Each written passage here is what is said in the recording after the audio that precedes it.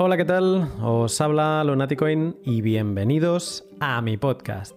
Segunda semana de abril y Bitcoin vuelve a hacer de las suyas. Si la semana pasada la zona de equilibrio eran los $6.700, esta semana se ha estirado hasta los 7.300, desde donde cómodamente está tomando oxígeno ya con vistas al halving del 13 de mayo. De pasar esta fecha a estos niveles de precio, Bitcoin habría hecho un por 11 desde que el 9 de julio de 2016 cruzara su último halving a $660. Nada mal. Y yo me pregunto, ¿te imaginas otro por 11 hasta 2024? Eso llevaría a Bitcoin a los $80.000 y convertiría en misión casi imposible para muchos no-coiners el poder acumular su primer Bitcoin. Ahí lo dejo. Y para reflexionar sobre cómo interactuamos con Bitcoin y sobre todo cómo entramos en él, en el pod de hoy hablo con Diego Gurpegui sobre 10 errores que cometemos la gran mayoría de mortales cuando nos decidimos entrar a Bitcoin. Te cuento más en un segundo, pero antes, un momento para mis sponsors. Te he hablado largo y tendido de Bitrefill, ¿sí? Pues bien, sí que es verdad que hacen cosas bastante increíbles y que ha habido varios momentos en que me ha salido del alma aplaudirles.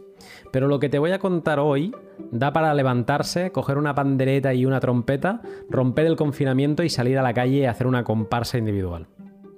Bitrefill anunció a finales de la semana pasada el lanzamiento de sus tarjetas de saldo en euros y dólares. Ahora podrás comprar con Bitcoin tarjetas de saldo en dólares o euros. ¿Y qué puedes hacer con esas tarjetas de fiat? Pues las puedes canjear tú mismo o dárselas a alguien, ahí lo dejo, por cualquier otra gift card o refill móvil de Bitrefill. No caducan nunca y tienen las mismas condiciones de anonimato que cuando compras cualquier otra gift card.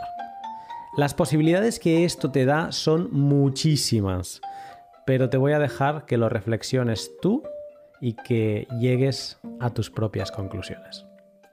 Échale un vistazo a lo que Bitrefill te puede ofrecer siguiendo el link que encontrarás en la descripción, en la publicación del tweet, en mi página web lunaticoin.com o directamente en bitrefill.com.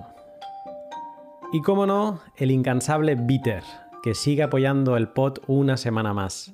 Bitter me robó el corazón desde que lo conocí porque, como siempre te cuento, es un exchange o micro exchange que te permite comprar Bitcoin haciendo simples transferencias SEPA, sin fees de retirada, comprando a precio de mercado y tan solo pagando un 1,5% por su fantástico servicio.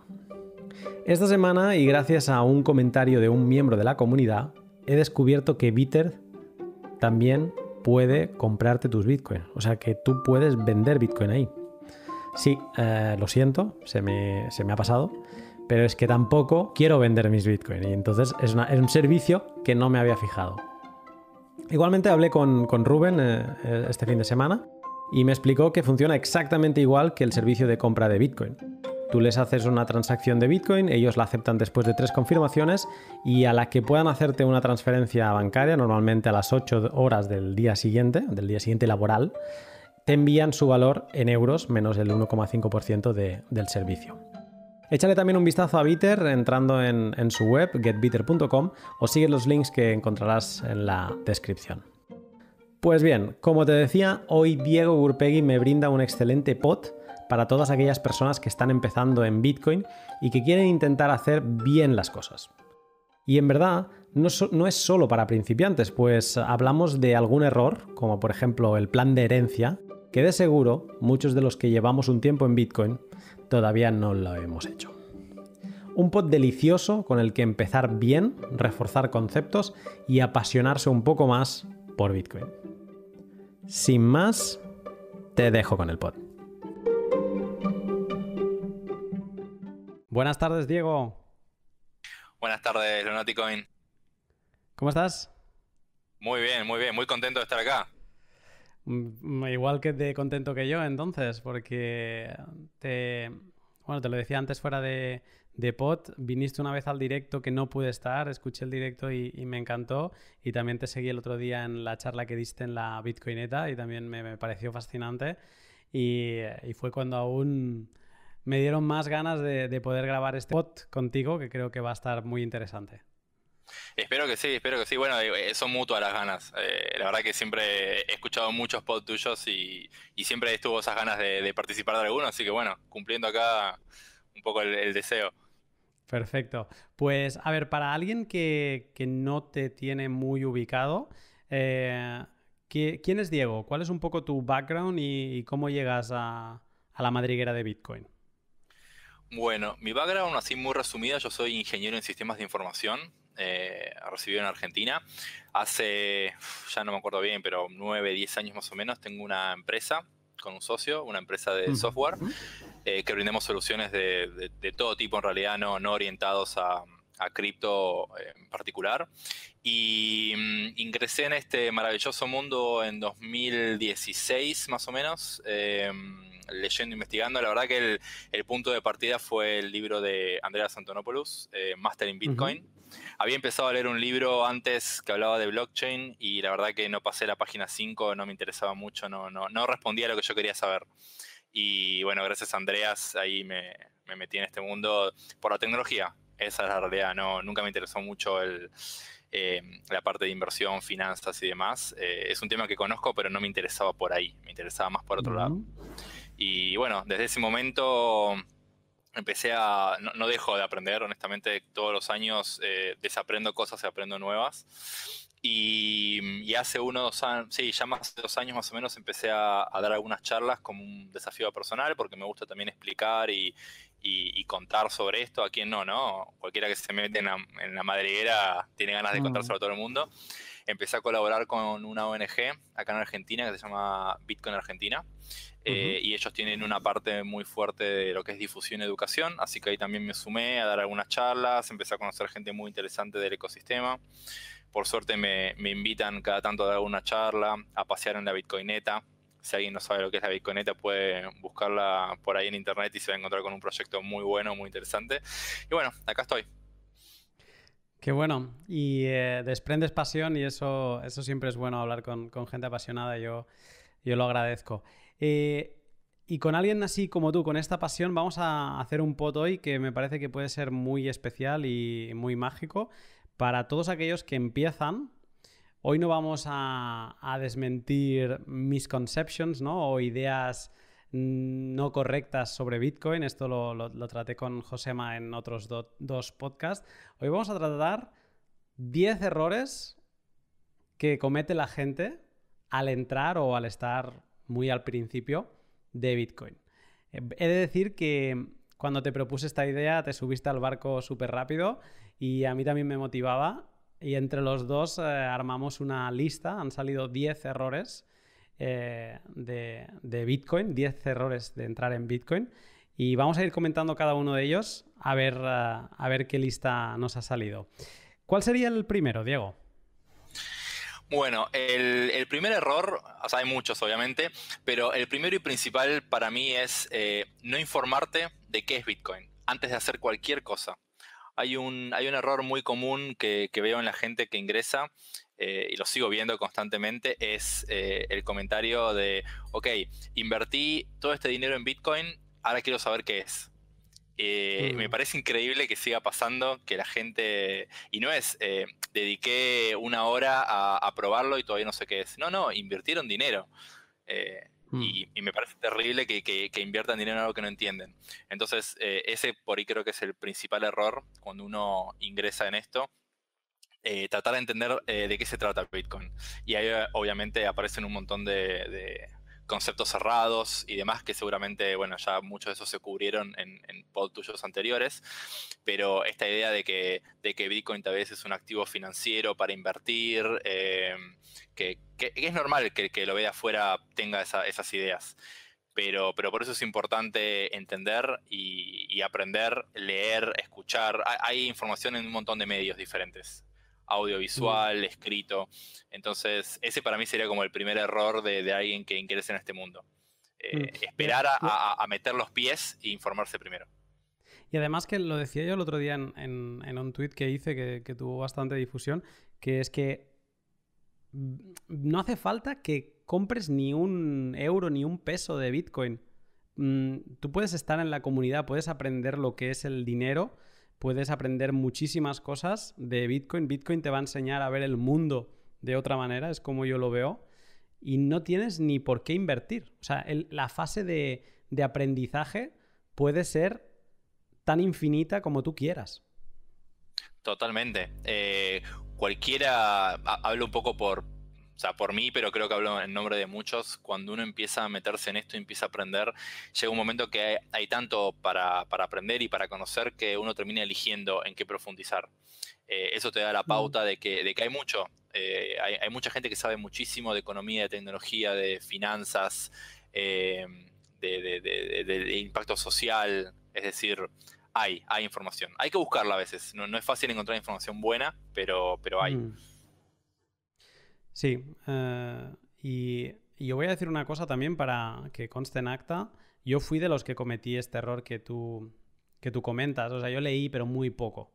Soy 2017, al principio leí, y además yo ya venía caliente porque hacía de otros años atrás, lo había leído y nunca me había animado, y ya no...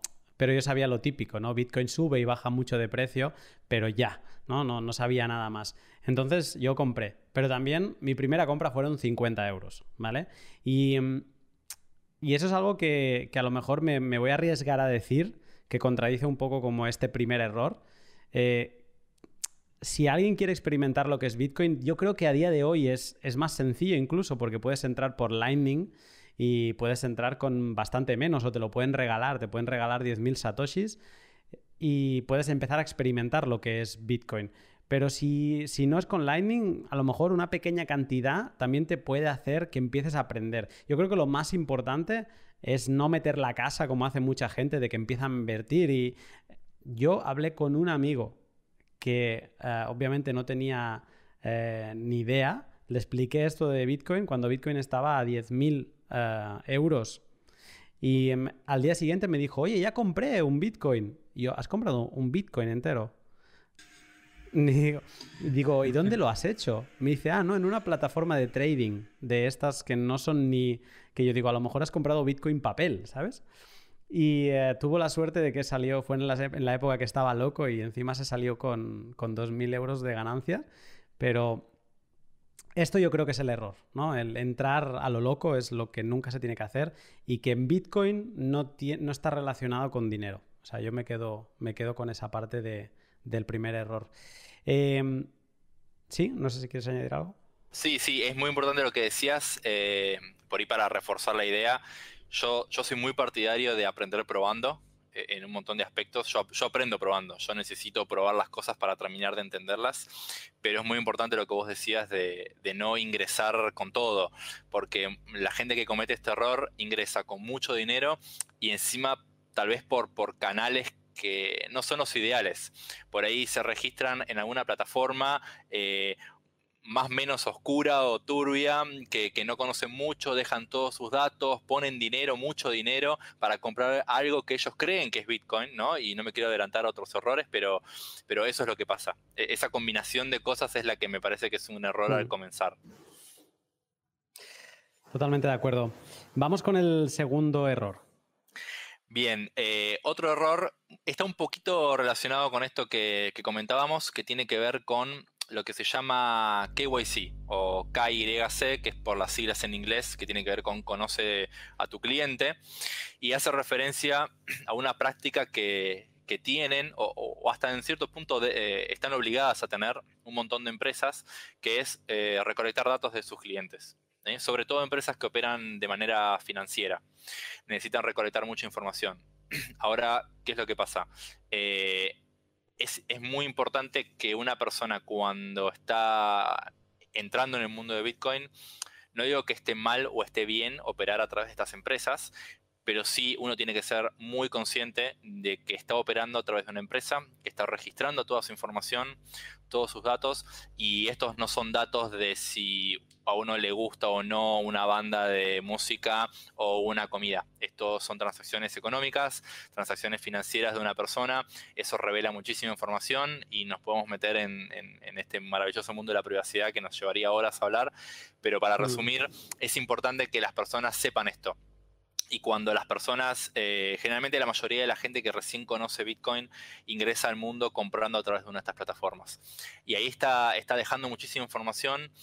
De nuevo, no quiero decir que está mal o bien, es una decisión que cada uno debe tomar, pero sí es importante que sean conscientes de eso, sobre todo porque hay otros mecanismos para adquirir Bitcoin que uno podría decir, y de nuevo es una opinión personal, que están mucho más alineados con los valores que tal vez muchos que estamos en Bitcoin de alguna manera soportamos, ¿no?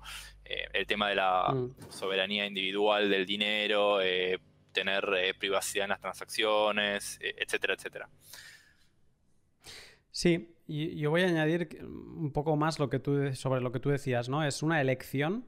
Yo creo que ambas son válidas porque creo que ambas tienen finalidades distintas. Yo creo que tener Bitcoin con KIC, ¿no? Bitcoin que has comprado en una plataforma donde has dejado tus datos y donde digamos que ese Bitcoin tiene tu nombre y apellidos, creo que es muy útil si tú estás en esto por la parte de la especulación. Porque entonces, digamos que lo tienes todo como muy bien recogido, tus datos están tan recogidos como para el que te lo ha vendido como para ti, ¿vale? ¿Y para qué es eso importante? Eso es importante sobre todo al menos yo hablo por España, para cuando quieras vender, que tengas un tipo de testigo, que es el exchange, que dé fe de que tú compraste tal día, tal precio, etcétera, ¿vale?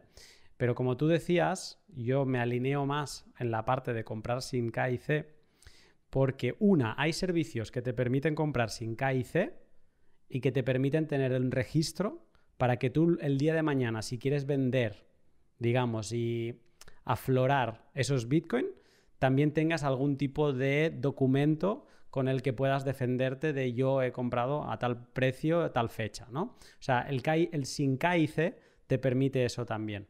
Y luego, porque si el día de mañana Bitcoin, que lo has dicho tú, el precio no es lo más importante, pero si el día de mañana Bitcoin subiese mucho de dinero y la cantidad de Bitcoins que tú tienes se convirtieran en mucho dinero, si hubieras comprado en un exchange centralizado, esos datos seguramente no solo los sabría tu gobierno, sino que tarde o temprano acabarían en el mercado negro. Y por lo tanto, no es una cuestión de querer ser el más privado del lugar, sino es una cuestión de seguridad personal. Que alguien algún día va a saber que tú compraste Bitcoin. Por lo tanto, siempre es mejor comprarlos de forma anónima, sin KIC. Totalmente, y eso también tiene que ver con que, a ver, yo creo que hoy en día, no me quiero detener mucho en el punto de la privacidad, pero la gente no valora la privacidad lo suficiente, o más aún, la gente no se da cuenta que valora la privacidad y cree que no la valora. ¿Qué quiero decir con esto? Muchos hablan de privacidad y lo ven como algo raro, que no hace falta cuidarse tanto, y bueno, ¿por qué qué haría la empresa con mis datos? Y la realidad es que si yo a una persona le pido que me dé su balance bancario con todas sus transacciones, no me lo va a dar. La persona está valorando esa información. Lo que pasa es que no se da cuenta.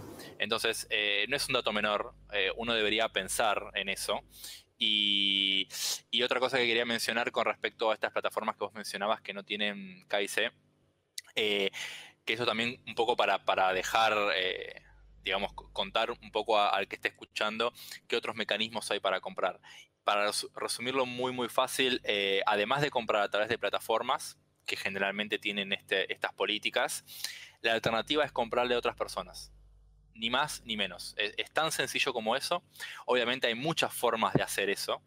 Puede ser desde comprarle a amigos o familiares, comprarle a personas que uno conoce a través de un grupo de Telegram, un grupo de Facebook u otro mecanismo, o incluso a través de estas plataformas también que existen, que no tienen KIC, que son plataformas que sirven para encontrar personas, nada más, ¿no? Hay muchas formas, pero todo se resume a comprarle a otro individuo. Esa es una manera muy válida de operar también y no es distinta a la manera de operar que uno podría tener en otras monedas y dineros que no sean Bitcoin, ¿no? Esta es otra cosa que a veces la gente escucha Bitcoin y le da como temor, y la realidad es que hay un montón de cosas que son tan parecidas al mundo no Bitcoin, ¿no? En Argentina el ejemplo de, bueno, ¿cómo hago para comprar Bitcoin a otra persona y demás? Y yo les pregunto, bueno, ¿cómo haces para comprar dólares, por ejemplo, cuando querés comprar dólares? Y es muy parecido en cierto punto. Entonces, bueno, nada, quería aclarar un poco eso y encima todo esto que estamos hablando está muy conectado a otro error muy común al comenzar con Bitcoin. ¿Es el número 3? Voy a saltar al número 5, que está muy relacionado con esto para mí, que es cómo guardar los Bitcoins, ¿no? Y tiene mucho que ver con esto que hablamos de comprar Bitcoins a través de una de estas plataformas, porque hay algo que a mi criterio es más importante que el KIC, que es la custodia de los Bitcoins, porque eso toca mucho más de raíz la idea de lo que Bitcoin es, ¿no? Y acá hago un paréntesis, la idea de lo que Bitcoin es o para qué sirve, yo soy un creyente de que está en cada uno.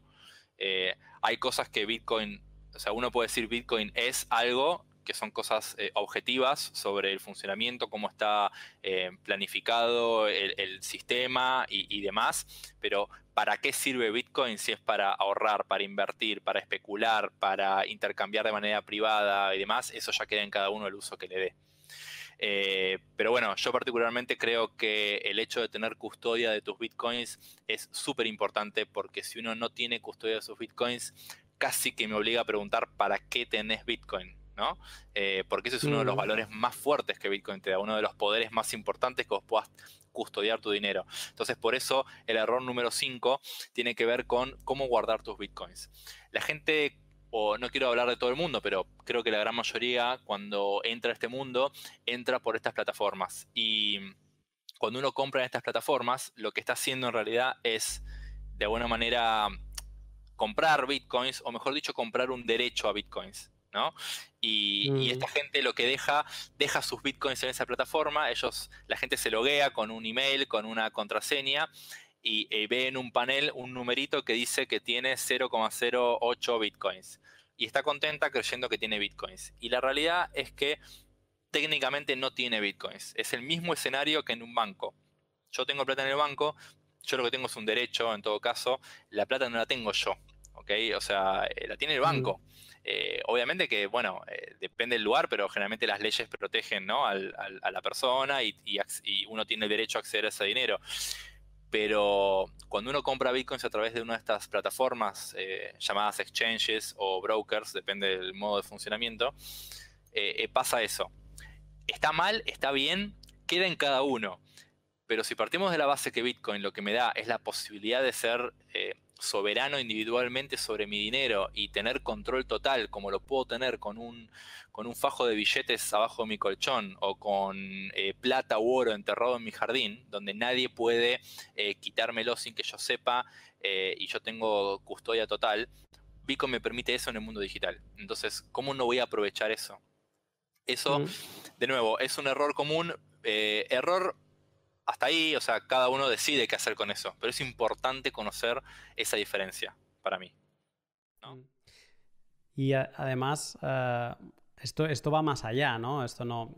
Podríamos hacer un pod únicamente sobre cuál sería el mejor almacenamiento y qué tipos existen, porque hay de diferentes maneras. Incluso a veces, si sabes lo que haces, no necesitas un monedero de Bitcoin físico, un hardware wallet, que parece como necesidad para proteger tus Bitcoins de forma efectiva. Y creo que no hace ni falta si sabes lo que haces, incluso con pues con una lámina de acero tienes más que suficiente para almacenar de forma efectiva tus bitcoins. Eso no vamos a entrar porque, como decía, es para otro podcast, pero bueno, sí que al menos puntualizar eso, que ya no es solo que tengas la custodia o no, que básicamente es que tengas la llave privada, esté en tu posesión, que no dependas de un tercero. Si ese tercero cierra, porque mañana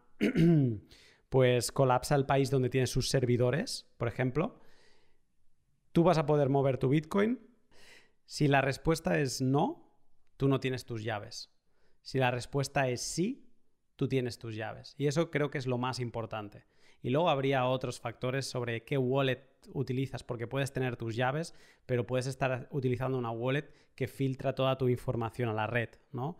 Y bueno, esto lo dejamos aquí, porque si no, llevamos 3 errores y no acabaremos, pero lo dejo aquí por si alguien quiere aprender más, pues que nos pregunte, o si no, que investigue sobre las wallets SPV o wallets que filtran información a la red. ¿Por dónde seguimos ahora? ¿Cuál sería el siguiente error que te gustaría comentar?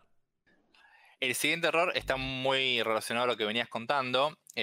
Podemos hacer una mención, no sé si vale la pena extenderse mucho, pero vos en un momento nombraste el término clave privada. Seguramente todos los que te escuchan siempre saben perfectamente lo que es, pero por ahí alguno no.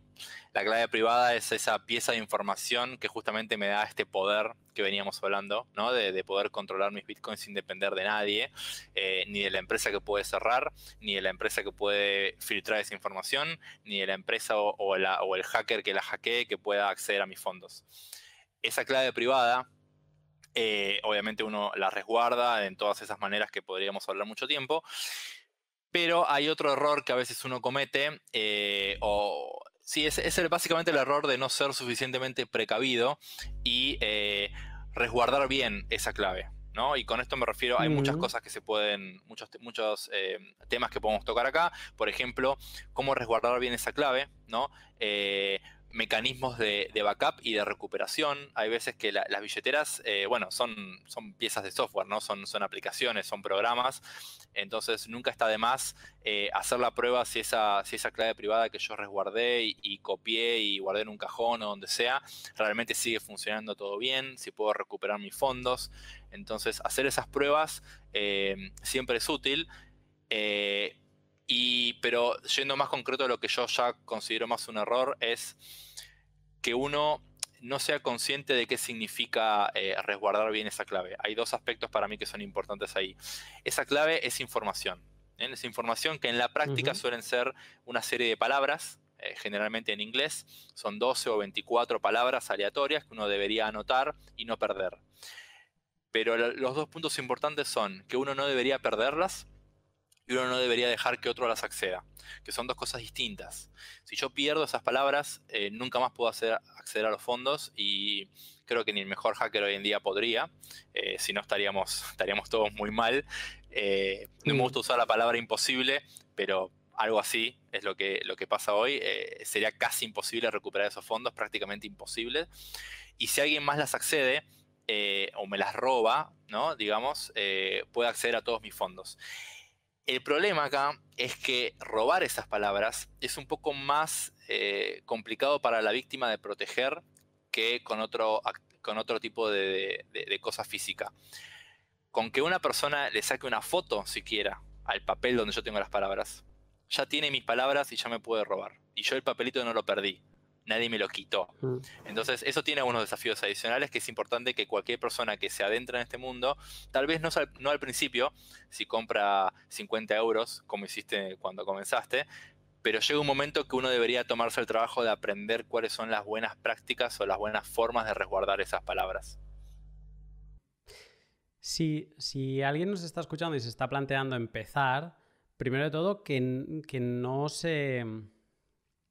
A ver si me sale la palabra en castellano, que siempre me sale en inglés, me sale overwhelm, que no se sobrecoja con la cantidad de información que estamos diciendo. Es más sencillo de lo que parece y que le animamos, como decíamos, a que pueda empezar con una pequeña cantidad y a partir de ahí vaya aprendiendo. Pero esto es al final es sentido común. Lo que pasa que en muchos casos, y yo soy el primero, tuve que aprender lo que era el sentido común, porque no es lo mismo el sentido común de ir por la calle y que no te atropelle un coche a cómo moverte en Bitcoin y no estar cometiendo errores constantemente. Entonces, esto es un aprendizaje y esto es un poco pasión, ¿no? Aunque hay maneras, hay setups, digamos, que te facilitan mucho la vida, ¿no? Y al final de todo, si queda un poco de tiempo, podemos comentar cuál sería, por ejemplo, para mí un setup muy sencillo que ayuda a gente que no sepa a protegerse sin romperse mucho la cabeza. Pero yo aquí solo voy a añadir una cosa más.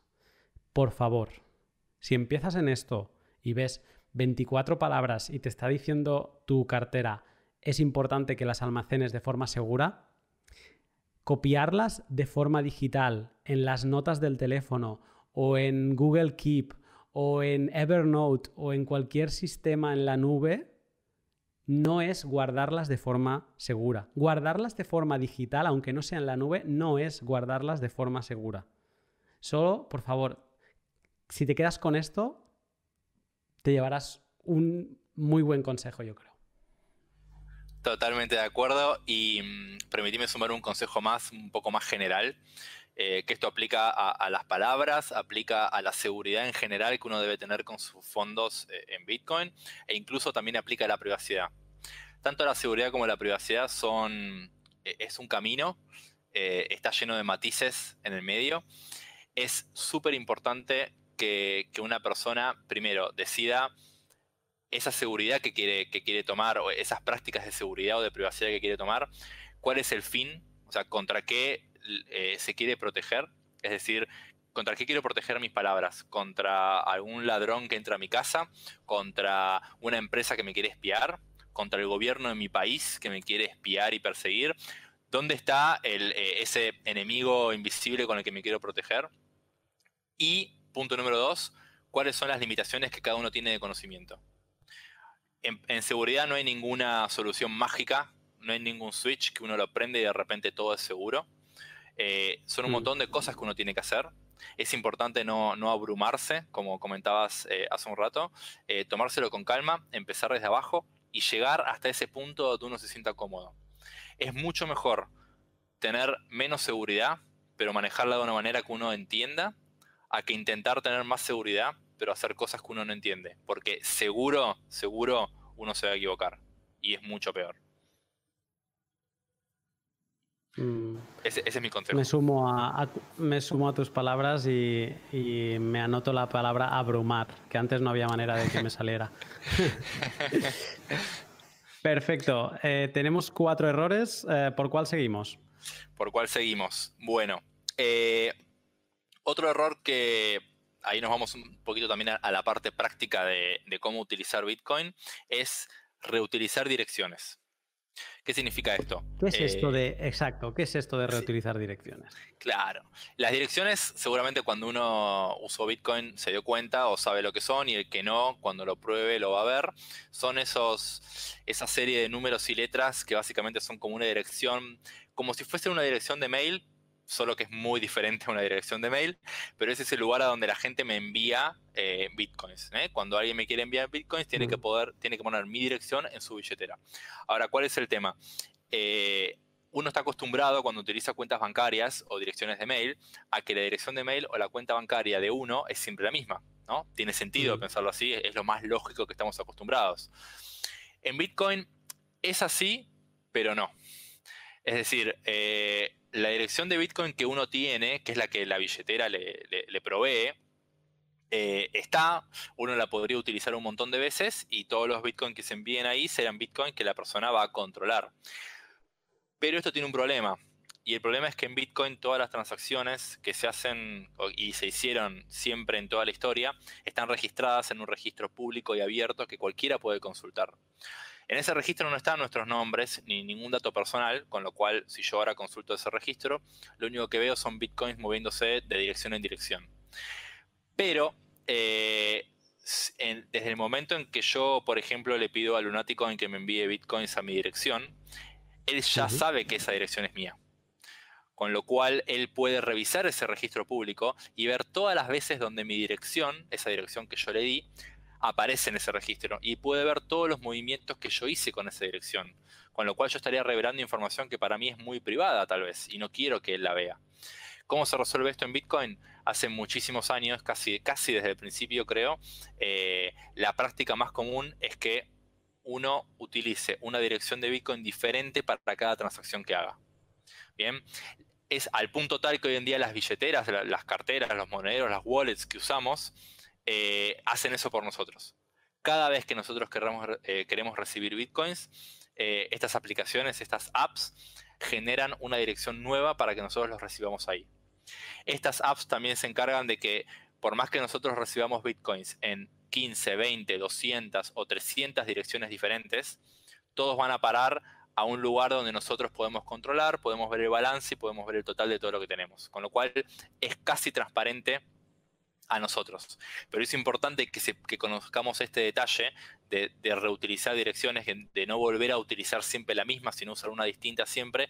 Primero porque cuando usemos billeteras en nuestro celular, en estas apps, si no sabemos esto, nos va a parecer extraño que cada vez que la abrimos nos genere una dirección diferente. Entonces está bueno saberlo. Y punto número 2, está bueno tenerlo en cuenta para saber que eso es una práctica que nos protege nuestra privacidad y además nos hace acordar que no deberíamos estar compartiendo siempre la misma dirección a todo el mundo, ¿no? Copiando y pegando y dejando que la billetera genere una nueva cada vez. Yo recuerdo, esto hay una cosa que no sé si los exchange y otros servicios que trabajan con Bitcoin lo empiezan a retirar, pero en los exchange muchas veces cuando quieres extraer Bitcoin o quieres enviar Bitcoin, te sale una agenda, ¿no? Como un libro de direcciones. Y allí, pues yo recuerdo que cuando tenía mi primera hardware wallet y no entendía absolutamente todo lo que debería entender de Bitcoin, pues yo guardé una vez una dirección que era mía para poder sacar fondos y enviármelo a mí. Cuando volví a enviarme fondos, consulté en la hardware wallet qué dirección tenía que utilizar y me salió una nueva que no había visto nunca en mi vida. Lo contrasté con esa dirección que yo había almacenado en el exchange y dije, me pareció como que había algo raro, como que me habían hackeado la hardware wallet. Y con el tiempo entendí que no es así, que esto es las maravillosas, una cosa que se llama Hierarchical Deterministic Wallets, pero el BIP32, si no me equivoco. Olvidar todo lo que acabo de decir, pero bueno, es un sistema por el que cada vez que tú pides recibir un cobro, un pago, se te genera una dirección nueva. Y es de esta misma manera haces, pues pongamos el ejemplo del exchange, ¿no? Si tú has ido ahorrando tus bitcoins en el exchange y el exchange no tiene absolutamente ni idea de cuántos bitcoins tiene, si tú utilizas siempre la misma dirección, cuando el exchange, que en cierto momento podría estar exigido por el Estado a que libere información, pues el exchange, al enviarte a esa misma dirección, va a ver todos tus ahorros y va a ver si has comprado un medicamento en una farmacia que implica que tú tienes una enfermedad determinada, ¿no? Digamos que ya no solo es una cuestión de fondos, sino que puedes saber en qué te gastas el dinero. Como tú bien decías, la mejor manera de evitar esto es no reutilizar nunca direcciones y a partir de ahí esto abre un camino a todo el mundo que le interese a investigar qué otras cosas pueden hacer para mover sus bitcoins de forma higiénica y no revelar cuáles son sus movimientos. Exactamente, sí. De hecho, vos ahí comentaste algo que no es menor, que hay varios, creo, exchanges que de alguna manera te incentivan a armar tu listado de direcciones conocidas y demás, y eso va un poco en contra de esta buena práctica, ¿no? De usar direcciones reciclables de alguna manera. Entonces puede ser confuso para las personas que recién entran, ¿no? Porque el exchange les muestra pantallas que dan a entender que uno debería tener siempre la misma dirección, y no es así. ¿Cuál sería el siguiente error que te gustaría comentar? Y mira, con todo esto que estuviste comentando y estuvimos hablando, me das pie a otro error muy común, y yo sé que estás de acuerdo conmigo, que es pensar que Bitcoin es anónimo. Este error es 100%. muy, muy común y la prensa en general ayuda a fomentar esto. Por lo menos en años pasados, me da la sensación de que de a poquito hay algunas cosas que van comentando mejor, pero no siempre. Pero la realidad es que Bitcoin no es anónimo, y esto un poco lo comenté hace un rato, de que existe un registro público accesible y abierto para todo el mundo para consultar la totalidad de las transacciones que se hicieron en Bitcoin desde que Bitcoin nació. Con lo cual, ese punto solo ya nos da la pauta de que Bitcoin no es anónimo. Por supuesto, en este registro en este registro no hay identidades, no hay nombres, domicilio, sexo, religión, nacionalidad, no hay nada, pero basta con vincular la información que sí está en el registro, que son direcciones, con identidades, y a partir de ese momento se puede hacer toda una trazabilidad sobre Bitcoin. Cualquiera que se tome el trabajo de hacer eso, y créanme que hay muchos que se toman el trabajo de hacer eso, hay empresas que se dedican a hacer eso, a partir de ese momento la privacidad de Bitcoin puede caer muchísimo, y el anonimato que nunca existió está cada vez más lejos. Y de repente Bitcoin podría transformarse, depende del escenario, en un medio de transacción monetario muy poco privado, digamos. Entonces, esto es un punto importante a tener en cuenta.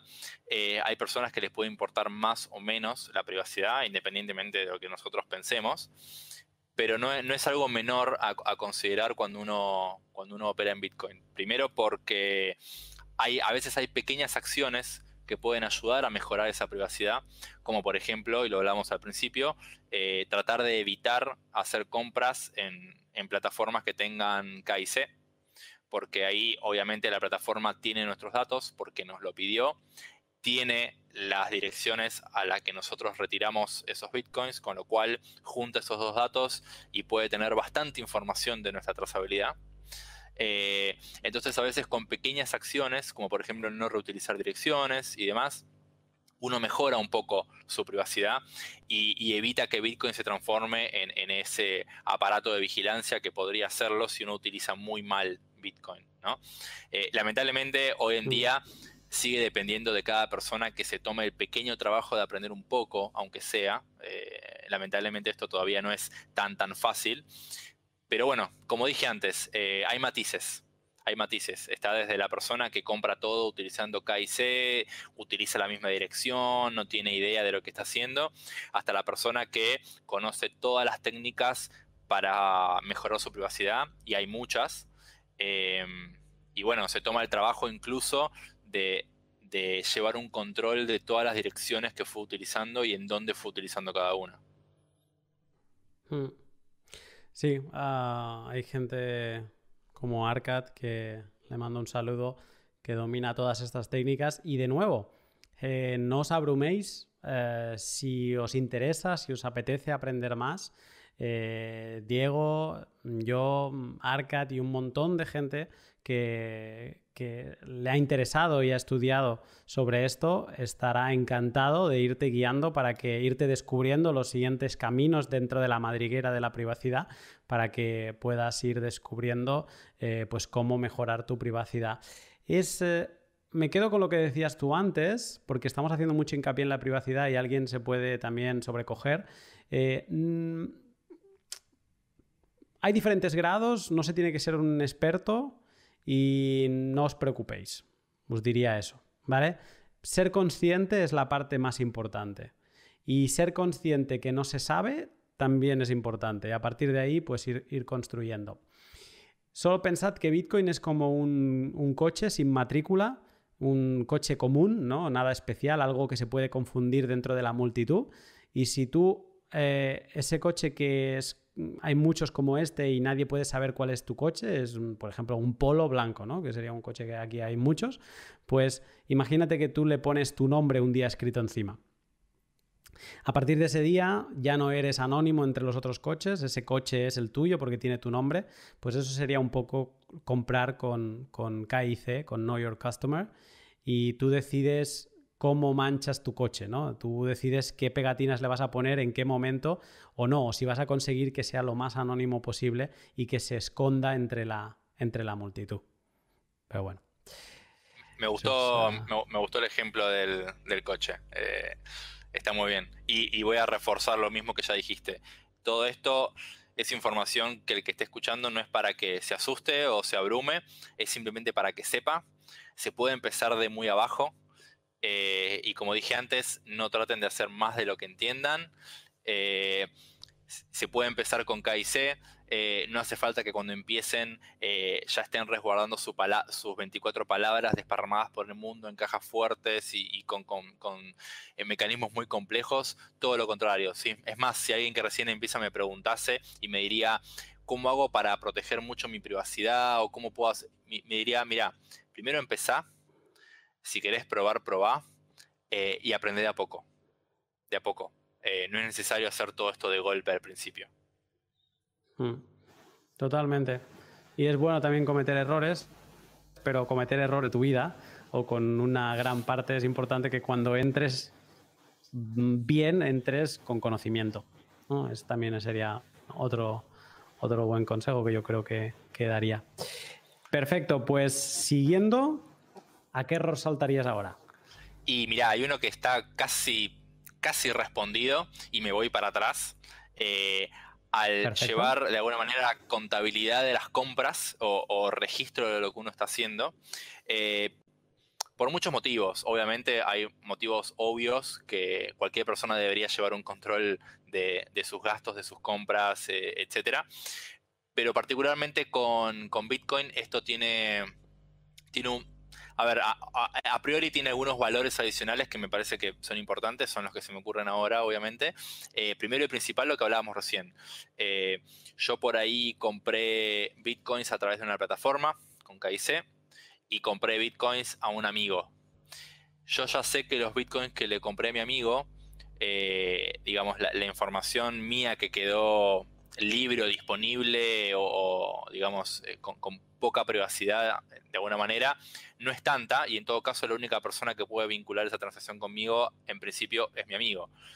En cambio, cuando yo hice la compra en una plataforma es muy distinto por todo lo que hablamos. Entonces, el día de mañana me puede ser muy útil a mí saber, digamos, los bitcoins que yo compré en tal fecha y envié a cierta dirección mía fueron comprados a través de KIC y otros bitcoins que compré a un amigo, no. Me puede servir tener esa distinción. Tal vez el día de mañana yo aprenda mucho más sobre privacidad. Tal vez la privacidad me interese, porque tal vez no, pero en el caso de que sí, va a ser muy importante para mí saber cómo obtuve cada uno de esos bitcoins. Bien. Y bueno, obviamente otro tema que tal vez sea mucho más obvio para las personas es relacionado a la volatilidad. Si a mí me interesa, a ver, de alguna manera saber los bitcoins que yo fui comprando o ahorrando, ni siquiera llegando al punto de inversión, ¿no? Ese es un mundo que también uno puede hablar mucho, más allá de si a mí me puede interesar o no, pero solamente con fines de ahorro incluso, me puede interesar saber los momentos en los que compré, qué cotización tenía en ese momento Bitcoin cuando fui comprando. Entonces, bueno, tiene como estos fines prácticos, ir registrando de alguna manera la contabilidad. Totalmente. Hablamos de higiene a la hora de moverse por internet, de higiene, de cómo utilizar las wallets, de higiene, de cómo comprar Bitcoin. Pues esto es otra higiene más. Y yo creo que es una higiene mental con uno mismo y un orden económico de tener bien apuntadas las cosas que nunca sabes. A lo mejor ahora compras todo sin KIC, guardas el registro de alguna manera porque pues compras en cajeros Bitcoin, por ejemplo, que no tienen KIC y te guardas los tickets y tu intención es nunca vender, pero nunca lo sabes, ¿no? Puedes tener una necesidad y quieres vender, pues no apuntarlo es un error, porque seguramente hay información que vas a perder. Yo mismo he perdido información por cometer errores al principio y ahora tengo algún que otro Bitcoin, vamos a llamarle así de forma rápida, que no sé si fueron comprados con KIC o sin.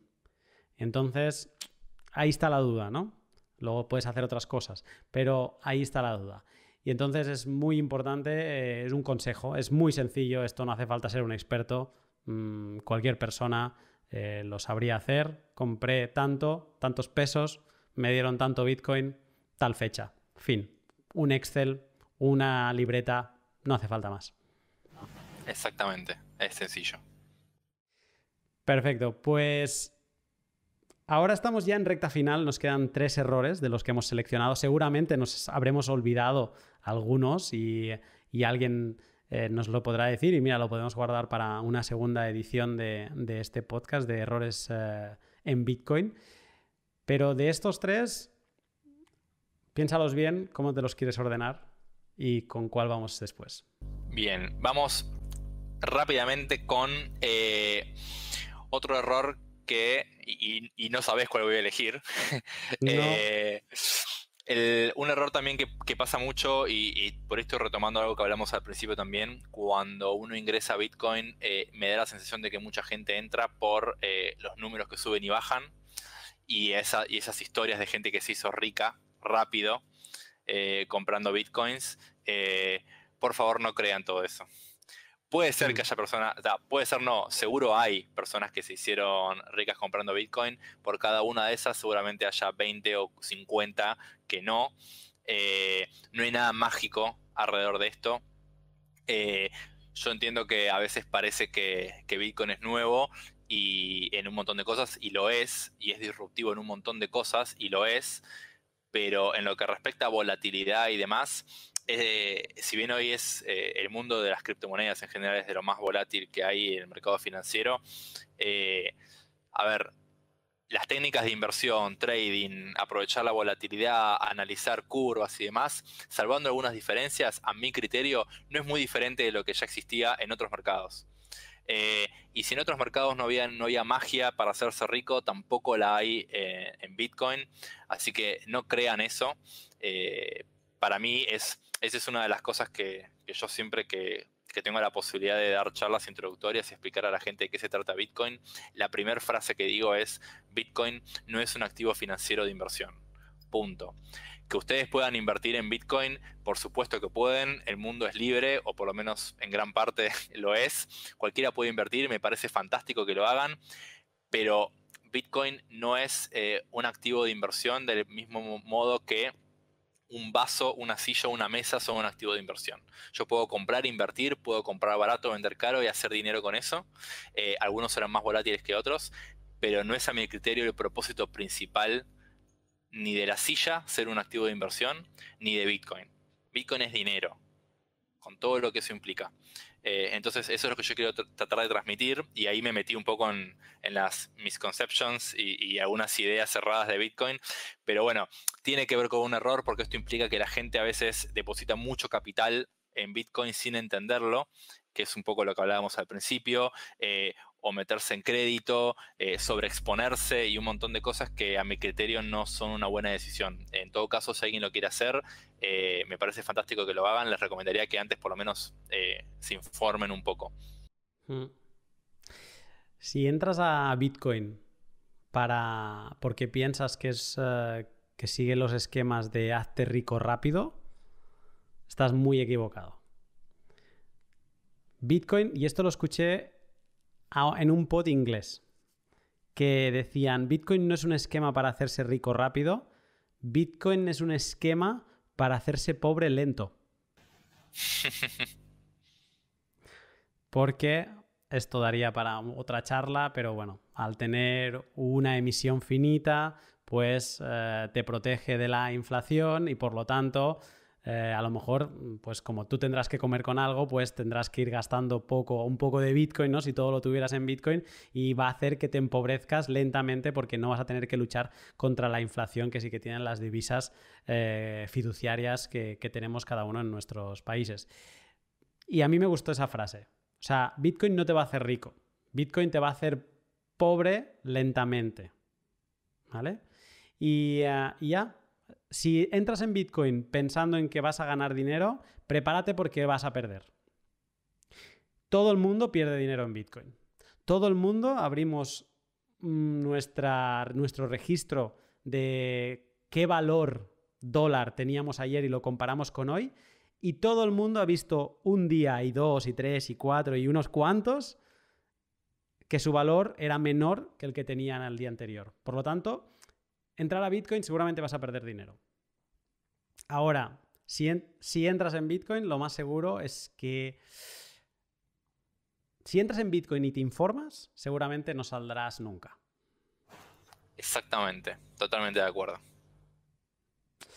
Es la maravilla y por eso nos estamos viendo y nos vamos como emocionando porque lo sentimos así y es lo bonito de Bitcoin, ¿no? Y por eso también da tanto placer hablar de Bitcoin porque compartimos todos estos valores y esta enseñanza que nos ha dado Bitcoin y parecemos que somos de una secta. Es así, pero... Y por eso dice este tweet, no hace falta que te gastes ni un euro, porque parece que todo el mundo que animamos a que entre a Bitcoin parece que le estamos animando a gastar o a invertir, ¿no? Como ellos creen, lo que tú decías ahora. No, ven a Bitcoin y no gastes ni un euro. Y yo casi que te prometería, pero no, porque no conozco a todo el mundo, que vas a encontrar un campo que te va a cambiar tu manera de ver el mundo. Sí, de hecho, eso creo que es lo que le pasó a la mayoría de la gente con la que yo he hablado y me pasó a mí sin dudas.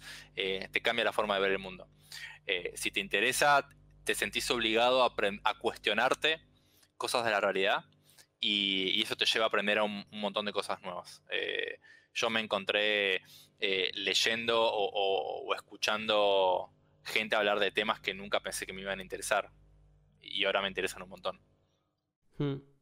A mí me ha enseñado política, me ha enseñado economía, me ha enseñado 1000 aspectos de las ciencias informáticas que no conocía, me ha enseñado a programar, me ha enseñado a pensar distinto, me ha enseñado a ver lo que está pasando hoy en día en la televisión y los bancos centrales, me ha enseñado a escuchar una cosa pero saber que están diciendo realmente otra. Y todo eso se puede aprender sin gastar ni un euro. Sí, sí. Y permitime que ahí vuelva a un comentario que dijiste, porque es cierto que a veces parecemos una secta al que nos escucha de afuera. Lejos de eso, de hecho a mí particularmente no... yo sé que a veces es a modo de chiste, pero a veces se habla de Bitcoin en términos de religión y de Satoshi, El Salvador, y es gracioso, pero evoca analogías con religión y fe que a mí no me parece que sea el camino. No me gustaría que la gente lo vea y se confunda. No somos una secta, Satoshi no es ningún salvador, Bitcoin está lejos de ser perfecto, tiene un montón de problemas y no tienen que gastar dinero para sumarse. Ya está. No gastes ni un euro. Ven a Bitcoin y no gastes ni un euro. Llévate esto también de este pod y también te llevas un gran consejo. No gastes ni un euro en Bitcoin. Pero ven. Pero ven, sí, por favor. Sí. Quedan 2 errores y los 2 me fascinan. Sí, por eso los dejé para el final. A mí me interesan mucho. Perfecto, pues te dejo hacer los honores. Muy bien, vamos con uno que es un tema no menor y uno siempre lo suele dejar de lado y estoy haciendo toda la intro al error, ¿no? Es un tema que incluso uno no se suele preguntar esto, no se topa con esto cuando recién empieza en Bitcoin, sino un poquito después, y es el plan de herencia. Bitcoin, por la forma en que está pensado, quiero decir, o las cosas que te permite hacer, y lo repito una vez más, te da soberanía individual sobre tu dinero. De nuevo, de la misma manera que te lo daría tener efectivo bajo tu control, desde ya que el efectivo es fiduciario y todos los problemas que ya conocemos, pero uno tiene control sobre ese papel de alguna manera, en cómo lo gasta, dónde lo guarda y demás, o en metales o ese tipo de cosas. Y cuando uno está frente a un dinero de esas características, tiene que pensar qué pasa cuando uno no esté, ¿no? Y hay un tema ahí que generalmente el dinero digital al que venimos acostumbrados tiene intermediarios. Los tuvo siempre, hasta la aparición de Bitcoin. Siempre el dinero electrónico, piensen en cualquier ejemplo que se les ocurra, que no sea Bitcoin o alguna otra criptomoneda, todos los dineros electrónicos o digitales tienen intermediarios. Y cuando hay un intermediario, generalmente hay alguien a quien recurrir. Si a mí me pasa algo, todo el dinero que esté en mi cuenta bancaria o en alguna plataforma de pagos, seguramente haya alguna forma de que algún familiar mío pueda acceder contactando a la empresa, demostrando documentación que está conectada a esa persona conmigo y pueda acceder a esos fondos. En Bitcoin no existe nada de eso. Bitcoin no tiene dueño, no tiene empresa, no tiene CEO, no tiene 0800, no tiene página oficial, no tiene nada. Entonces no hay nadie a quien recurrir. Si yo me muero, ojalá que no pase dentro de poco, o me congelo como Halfin y no sé, veré qué hago. Si a mí me pasa algo y yo no me ocupé de dejar instrucciones o dejar algún mecanismo para que mis familiares o mis seres queridos accedan a esos fondos, generalmente a través de la clave, ya está. Ya lo dijimos antes, esa clave es como si estuviese perdida, y si una clave se pierde, no hay hacker que pueda recuperar esos fondos. Entonces, tener un plan de herencia no es algo menor. Es algo que seguramente cuando uno recién comienza en Bitcoin e incluso durante un tiempo no se preocupe, porque también por ahí tampoco tiene muchos fondos en Bitcoin. Pero llega un momento donde uno debería empezar a pensar eso. Y no se trata solamente de dejar las palabras o las claves al alcance de alguien. Hay que dejar instrucciones. Hoy en día la gran mayoría de la gente no tendría ni idea de qué hacer con esas palabras. Entonces hay una persona conocida que se llama, creo que es Pamela Morgan, no quiero decir mal el Pamela nombre. Morgan. Sí, bien, sí. Ella se dedica mucho a esto e incluso trabaja junto con Andreas Antonopoulos, no sé si en este proyecto puntual o en algunos otros, y tiene una web, la tengo anotada por ahí, no me la acuerdo de memoria, pero tiene algunas recomendaciones, y hay mucha documentación online que uno podría leer sobre cuáles son las mejores prácticas, y son prácticas sencillas de implementar. Y no es tan difícil para hacer, no hay que tener conocimientos técnicos ni nada para poder dejar el escenario preparado de una manera relativamente segura, pero que también, si a uno le pasa algo, las personas puedan acceder a los fondos. Sí, es como un tema que no piensas, ¿no? Porque nunca crees que vas a morir, ¿no? Pues sabes que vas a morir algún día, pero nunca esperas que sea mañana, ¿no? Y así como en testamentos se escriben muchas cosas, ¿qué vas a hacer? ¿Vas a escribir tu clave privada en un testamento? Entonces hay alguien que tiene acceso, hay un notario que tiene acceso. Es un tema que no es sencillo. O sea, Pamela ha escrito un libro entero sobre esto y es un libro que es grueso y habla de diferentes matices, ¿no? Y lo decía, me hizo gracia que lo que tú venías comentando, ¿no? Es que has de dejar instrucciones. Porque hoy hemos hablado mucho de no abrumarse, de no tener miedo. Pues imagínate, se te ha muerto un familiar y te encuentras una carta con unas explicaciones escuetas. Tienes el drama de haber perdido a un familiar y te encuentras una explicación de algo que te suena a chino, Bitcoin, y te dejan una cosa que parece un USB y te dicen aquí hay dinero y dices, pero ¿esto qué es, no? Entonces, yo no sé... No recuerdo bien, sí que en su día me formé y me eduqué en esa parte. Creo que es importante que algún día alguien por curiosidad pues se tome un día y de todos los métodos que Pamela propone, pues que piense uno que le guste y que lo utilice. Pero sí, yo creo que todo está relacionado con tener a alguien de mucha confianza, que sepa que eso está ahí, que sepa dónde ir a buscar cuando tú no estés. Y ya está. Y con suerte no iréis los dos en el mismo avión que se estrelle. Y entonces... Exacto. Y entonces pues alguien podrá disfrutar de que vosotros habéis sido precavidos y que habéis empezado a acumular Bitcoin antes que el resto. Pero sí, creo que es un error no diré de los menos importantes, es un error que todo el mundo comete y que se subsana con el tiempo, pero es un error a tener en cuenta. Sí, comparto con vos. Creo que debe ser de los errores más comunes que hay. Bueno, nos queda uno solo. Esto, déjame decir antes de saltar a que qué lindo pod ha quedado hasta ahora. Ahora vamos a ver cuánto lo podemos ensuciar o no. Muy bien. Otro error muy común que uno ve en el mundo de Bitcoin, un error del que creo que debe ser sí el más común de todos, probablemente, del cual yo admito he caído también al Yo principio. también.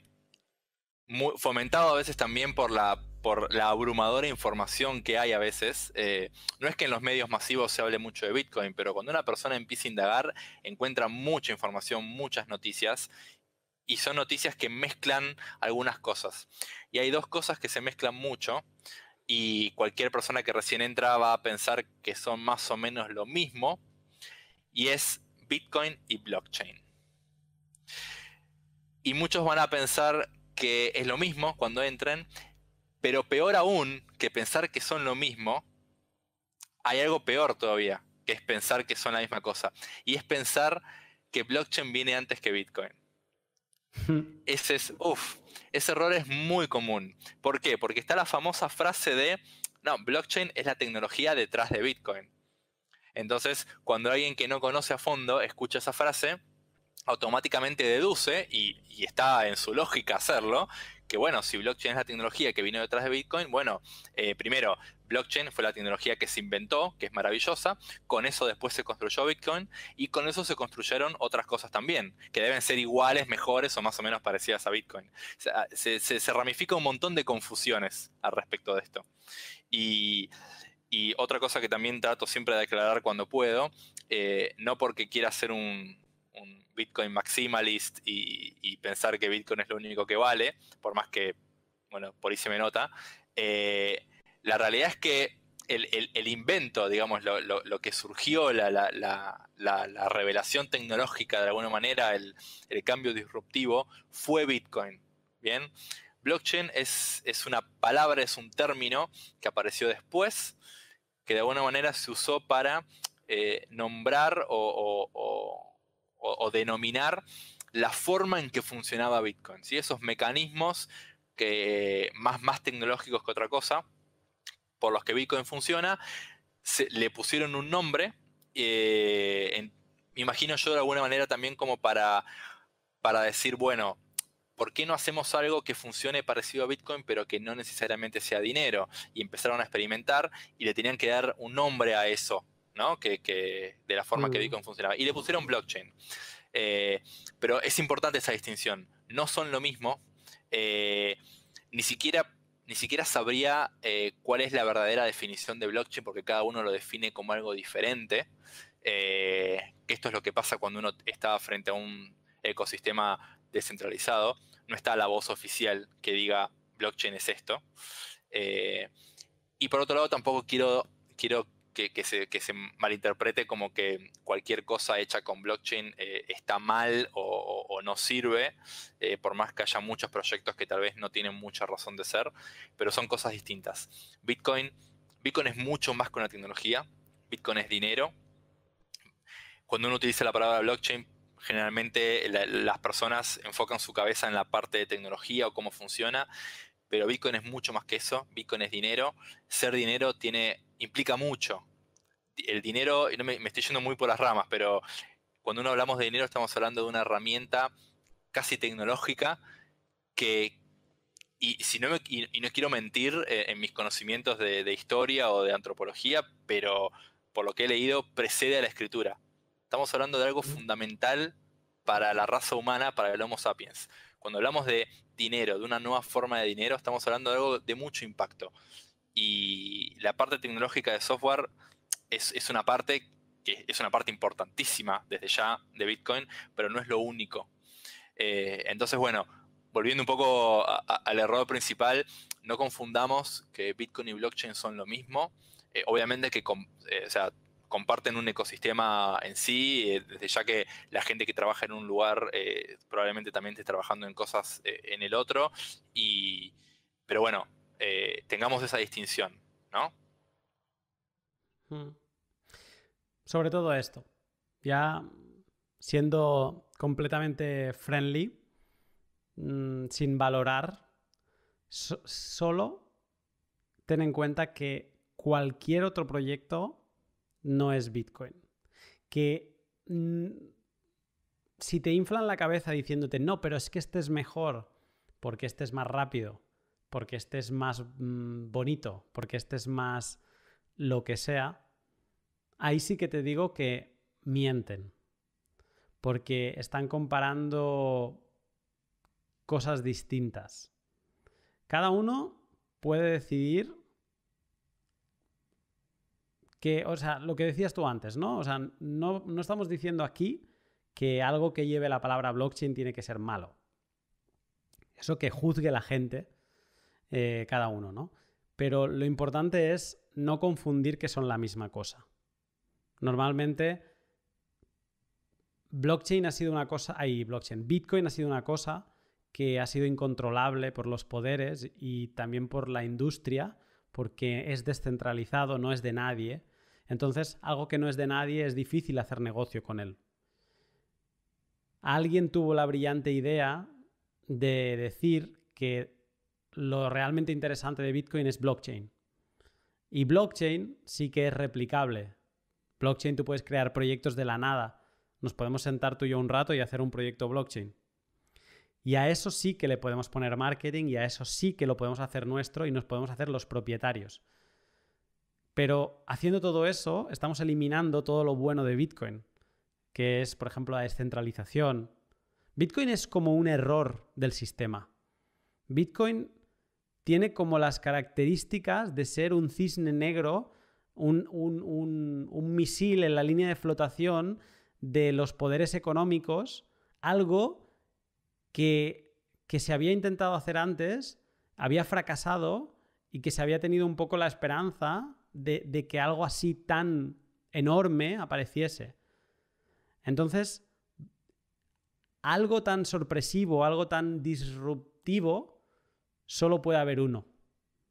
Porque a partir de ahí todos son copias y a partir de ahí pues ya pierdes el efecto sorpresa, pierdes la descentralización, pierdes muchas cosas, ¿no? Y tú lo has dicho antes, Bitcoin es dinero y eso es algo que difícilmente ninguna otra criptomoneda podrá conseguir. Se pueden hacer réplicas de estables, de monedas fiduciarias que hacen el efecto de un dinero, ¿no? O replican a no un dinero, a una divisa. Pero dinero duro, difícilmente va a haber una otra de las llamadas criptomonedas que genuinamente sea dinero. Y sí, eso es lo más importante. Totalmente de acuerdo. Y es muy bueno también algunas de las cosas que comentabas, que es importante también que cualquiera que esté frente a estas cosas entienda que en tecnología, en muchos aspectos, ¿no? Pero en tecnología, sobre todo, no existen las cosas mágicas porque sí. O sea, el costo-beneficio existe en todos lados. Yo no puedo, es muy difícil o prácticamente no se puede tener algo súper mejor en todos los aspectos sin sacrificar otro.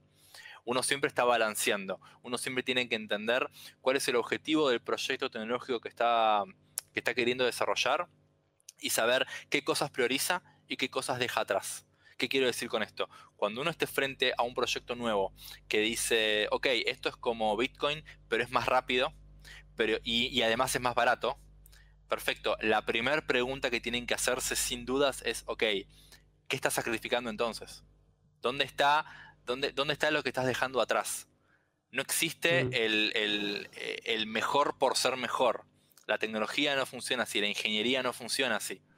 Entonces, hay proyectos que definitivamente uno puede transaccionar de manera más barata, tal vez, o más rápida. Pero primero, ¿qué significa más barato, más rápido? ¿Y qué estoy sacrificando? Y cuando uno se pregunta qué estoy sacrificando, deberíamos todos preguntarnos ¿para qué estoy usando Bitcoin? ¿Qué me interesa de Bitcoin? Bitcoin, a mi criterio, no vino a resolver transacciones rápidas o baratas o alguna de esas cosas.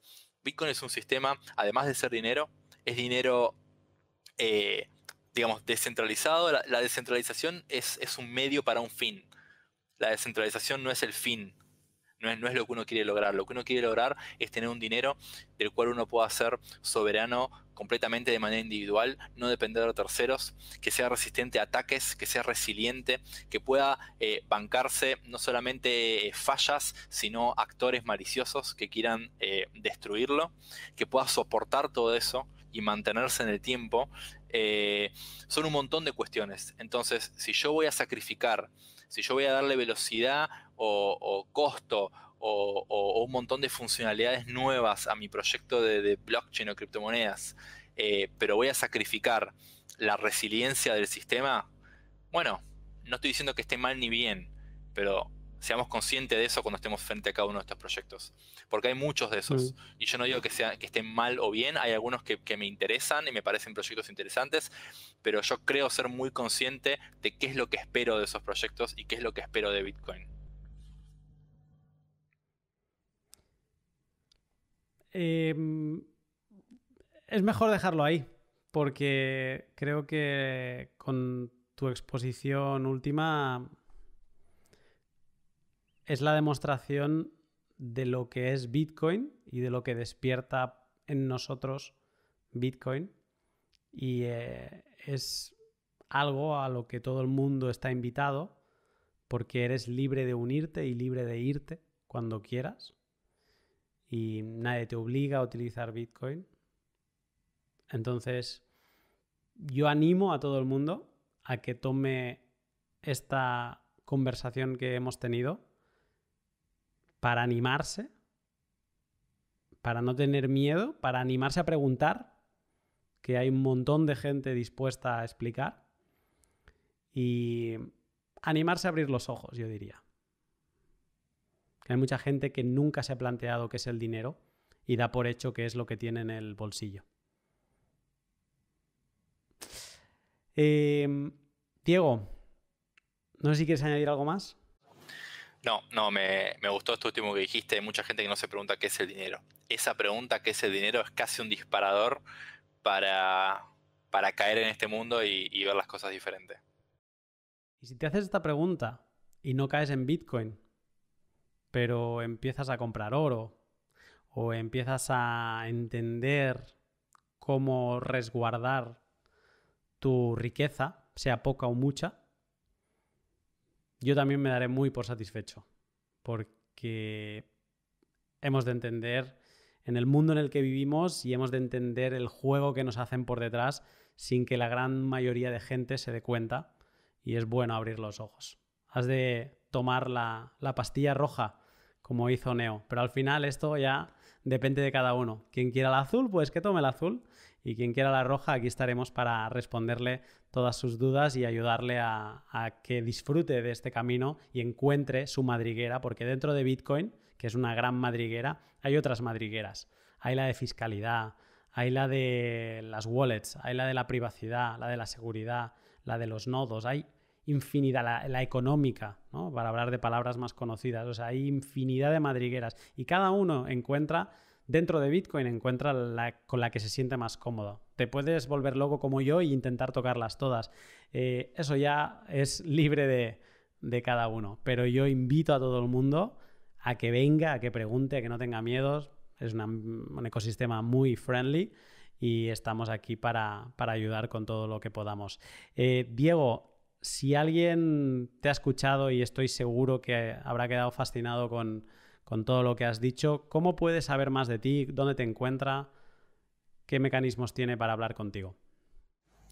Bueno, me pueden encontrar en las redes. Generalmente la que más utilizo es Twitter, sobre todo para este tipo de cosas, así que me pueden buscar ahí. Diego Gurpegui. No les voy a pedir que sepan escribir mi nombre con escucharlo, porque el Gurpegui por ahí es medio raro, pero bueno, seguramente en unas notas del pod aparecerá por ahí. Lo pondremos. Así que Twitter, Instagram un poco, y bueno, también LinkedIn. Estoy ahí en todas las redes. Generalmente Twitter es la que más activo estoy, así que me pueden escribir, no hay ningún problema. Si tienen dudas, consultas o lo que quieran, a mí la verdad que me encanta hablar de esto. Lo hago muy contento. Así que nada, estoy a disposición de cualquiera que me quiera escribir. Pues te agradezco el rato que hemos pasado y nada, espero estar contigo en contacto y de volver a grabar algún día pronto. Me encantaría, la verdad que me encantó el pod entero, la pasé muy bien, me gusta tu podcast en general y bueno, gracias por invitarme, obviamente. Así que bueno, ojalá grabemos otro en el futuro. No tengo duda entonces que así será. Diego, estamos en contacto. Un saludo. Un saludo. Chao, chao. Y hasta aquí el L59 con Diego Gurpegui. Espero que te haya gustado tanto como a mí. A mí Diego es una persona que me parece un comunicador como la copa de un pino y que me gusta siempre que está hablando. Cuando veo que tiene algún directo, como la semana pasada en la Bitcoineta, me gusta detenerme y escucharle un rato, porque es muy inspirador cómo sabe llegar, cómo tiene primero de todo el conocimiento técnico profundo de Bitcoin y cómo sabe llegar desde allí a comunicar con gente que no tiene absolutamente ni la más remota idea de lo que es Bitcoin, ¿no? Y le sabe explicar todo de una forma fácil y llana. Y en este pod pues es un poco más de lo mismo, ¿no? Cómo plantea estos 10 errores Bitcoin y da sus razonamientos de por qué son un error y qué podemos hacer para solucionarlo. Pues bien, si te ha gustado este podcast, te agradeceré muchísimo que le puedas dar a like y retweet y que lo compartas con toda aquella gente que esté empezando y que creas que le puedas resultar de valor escuchar lo que Diego nos cuenta.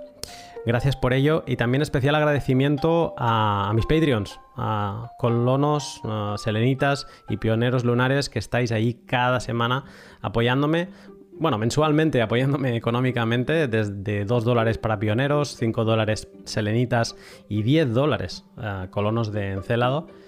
Gracias a todos, de verdad. Para mí likes y retweets es un gran apoyo, pero que haya gente como vosotros que me apoyáis económicamente, pues también os lo agradezco de verdad. Y esta semana, al haber sido semana de primer domingo de inicio de mes, pues este pod lo han podido escuchar todos los Patreons, así que os mando un saludo y agradeceros que sigáis apoyando el pod en estos momentos tan complicados también económicamente. Antes de despedirme, estamos en Semana Santa y principio de Semana Santa. Espero que puedas pasarlo con familia, que aunque estéis confinados, pues la pases con alguien y que puedas tener un momento de risa y de unión con tus seres queridos. Y yo seguiré aquí, seguiré estudiando y al pie del cañón para lo que puedas necesitar. No dudes en escribirme, me encuentras en Telegram, @lunaticoin, me encuentras en Twitter, @lunaticoin, y estoy siempre dispuesto a ayudar en lo que pueda. Lo dicho, estamos en contacto y un saludo.